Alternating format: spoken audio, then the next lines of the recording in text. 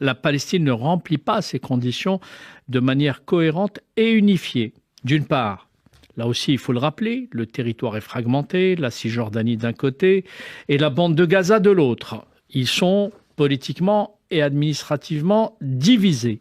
La bande de Gaza est, comme nous le savons, sous le contrôle du Hamas, oui, encore aujourd'hui, tandis que la Cisjordanie est gouvernée par l'autorité palestinienne.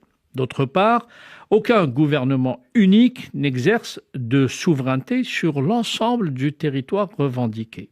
De quelle Palestine donc parle-t-on?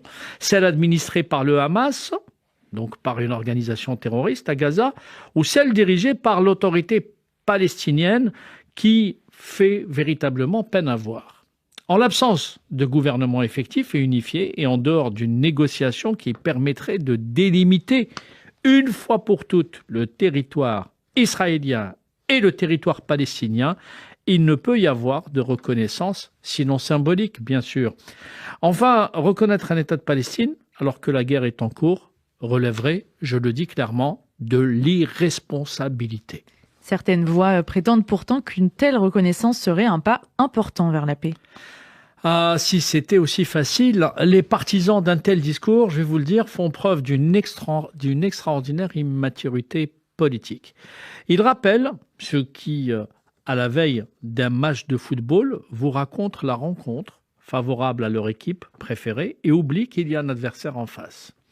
Dans cette affaire de la reconnaissance de la Palestine, ceux qui font une telle proposition font mine d'oublier l'existence du Hamas, du djihad islamique, de la fosse au lion, de l'Iran.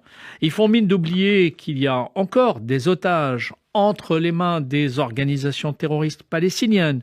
Ils font mine d'oublier l'inaction et le manque de volonté et de bonne foi de la part de l'autorité palestinienne. Et ils oublient évidemment, surtout, qu'une reconnaissance d'un État de Palestine aujourd'hui serait incontestablement la victoire non pas de la paix, mais celle du Hamas, une organisation terroriste, faut-il encore le souligner.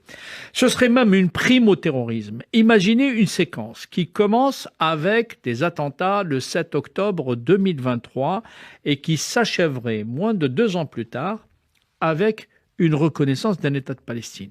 Soyons clairs et sérieux, la reconnaissance unilatérale d'un État de Palestine, dans le contexte actuel, serait politiquement récupérée par le Hamas et par les autres organisations islamistes radicales. Il faut rappeler avec insistance que ce même Hamas contrôle Gaza et mène une stratégie de guerre d'usure contre Israël avec une vision politique incompatible avec un processus de paix durable. De ce point de vue, une reconnaissance internationale pourrait être perçue comme une victoire symbolique du Hamas, qui veut détruire Israël, il faut le rappeler, renforçant ainsi son prestige et sa légitimité régionale au détriment de l'autorité palestinienne et des forces modérées. Cela contribuerait également à alimenter la propagande des frères musulmans et de leurs réseaux affiliés, notamment, je pense au Hezbollah, certains courants turco-islamistes qui cherchent à imposer une logique d'islamisme politique radical au détriment des aspirations nationales palestiniennes légitimes. On comprend bien, pour vous, une telle reconnaissance n'aurait que des inconvénients. Oui, car il faut apprendre aussi les leçons d'histoire.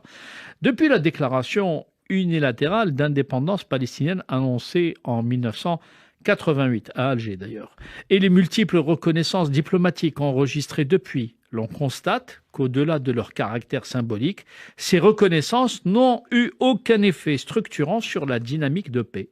Elles n'ont pas permis d'instaurer un État souverain, ni d'apaiser le conflit. Elles ont souvent eu un impact symbolique, certes, mais contre-productif sur le terrain.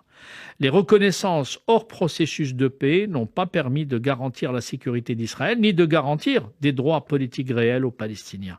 La seule reconnaissance véritablement utile serait celle qui découlerait d'un accord de paix global garantissant l'unification des institutions palestiniennes, la cessation des hostilités, la destruction des bras armés des organisations terroristes, la reconnaissance mutuelle entre Israël et un État palestinien viable et le respect du droit international. Et selon vous, une telle décision serait dommageable, mais également pour la France?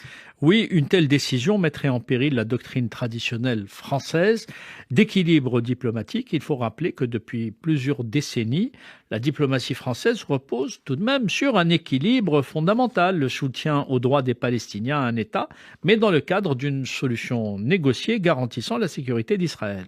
C'est dire qu'une reconnaissance ou plutôt d'une reconnaissance précipitée, en pleine guerre à Gaza, amènerait à rompre avec cette tradition d'équilibre et de médiation et compromettrait incontestablement là aussi la capacité de la France à jouer un rôle de facilitateur crédible auprès des deux parties, puisqu'elle serait inaudible au moins du côté israélien.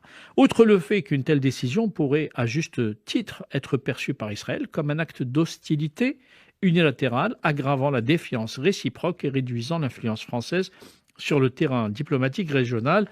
Et encore une fois, la France qui fait face elle-même aux problèmes islamistes enverrait un message contre-productif, franchement, là, à l'adresse des tenants de l'islam politique.